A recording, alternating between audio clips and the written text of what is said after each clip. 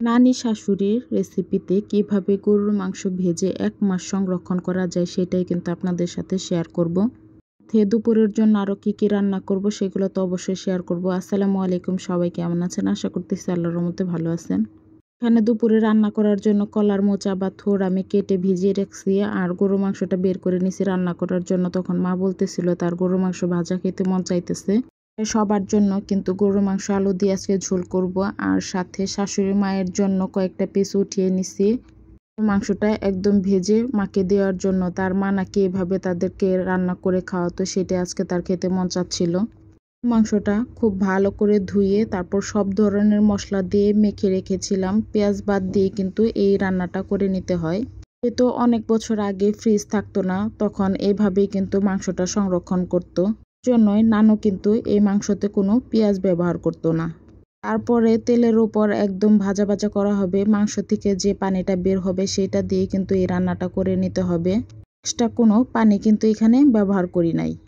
এই যে আপনারা দেখলে বুঝতে পারবেন বেশ অনেকটা পরিমাণের তেল দেওয়া হয়েছে। এরপরে গরুর মাংসের মধ্যে যে চর্বিটা ছিল সেখান থেকেও তেল বের হয়েছে। এটার মধ্যেই মাংসটা একদম ভাজা ভাজা করা হবে। পাশের চুলায় আমি গরুর মাংস আলু দিয়ে ঝোল করার জন্য বসিয়ে দিয়েছি। প্রথমে তেলের উপরে গোটা গরম মশলা দিয়ে একটু বড় বড় করে কেটে রাখা রসুন আর পেঁয়াজ ভেজে নিয়ে তারপরে অল্প একটু পানি দিয়ে আমি আদা রসুনের পেস্টটা দিয়ে দিতেছি। এরপরে একে একে সব ধরনের গুঁড়া মশলাটা দিয়ে দিব। কে এইভাবে গরুর মাংসটা রান্না করেন অবশ্যই কিন্তু কমেন্ট করে জানাবেন। আমার মনে হয় মশলাটা যত কষানো হবে মাংসটা খেতেও তত মজা হবে। এর জন্য আমি সবসময় মাংসটা কষিয়েই রান্না করতে চেষ্টা করি।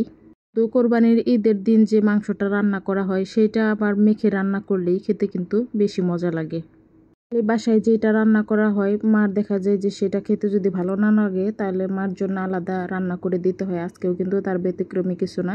এখানে কিন্তু কয়েক পিস চর্বি ছিল, মা আগে সেটা খেয়ে নিয়েছে, কারণ এইটা গলে গেলে নাকি খেতে আর মজা লাগে না। আর এই তেল দিয়েই ভাতটা মেখে মাংস দিয়ে খেতে নাকি বেশি মজা লাগে।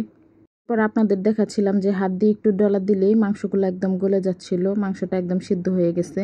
যে আমি এই যে মশলাটা দেখাচ্ছিলাম এটা কিন্তু পুড়ে যায়নি। এই মশলাটা দিয়েই মা কিন্তু ভাত মেখে খাবে। আর এইদিকে মশলাটা খুব ভালো করে যখন কষানো হয়ে গেছে তখন এর উপরে আমি সবগুলা মাংস দিয়ে খুব ভালো করে কষিয়ে নিব। আর নানা শ্বশুরের যেহেতু দাঁত নেই, সে মাংস বেশি একটা খেতে পারে না। এর জন্য মাংস খুবই নরম করে রান্না করতে হয়। নরম করে রান্না করলে কিন্তু আবার নানা খেতে পারে।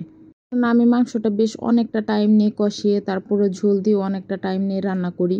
এদিকে মাংস কষাতে কষাতে আমি আরেক চুলায় কলার থুর বা মোচাটা ভাজি করে নিব। তেলের উপরে আমি কাঁচামরিচ, পেঁয়াজ আর রসুন দিয়ে কিছুক্ষণ ভেজে নিয়ে পরে দিয়ে দিলাম লবণ। লবণ দিয়েও আমি কিছুক্ষণ ভেজে এরপর একে একে এখানে সব ধরনের গুঁড়া মশলা ব্যবহার করব। খুব অল্প অল্প পরিমাণের ব্যবহার করব। এখানে আদা রসুনের পেস্ট, মরিচের গুঁড়া, হলুদের গুঁড়া, ধনিয়ার গুঁড়া দিয়ে খুব ভালো করে মশলাটা আমি কষিয়ে নিব। মশলা কষানোতে কিন্তু কোনো আমি পানি ব্যবহার করব না। এরপরে কলার থুর গুঁড়া দিয়ে খুব ভালো করে ভেজে নেব।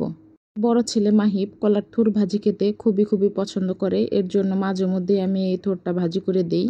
থুরটা মাছ দিয়ে ভাজি করলেও খেতে কিন্তু খুবই মজা লাগে, কিন্তু আমার ছেলে নর্মালি খেতেই খুবই ভালোবাসে। এই যে এইদিকে আমার মাংসটা প্রায় কষানো হয়ে গেছে।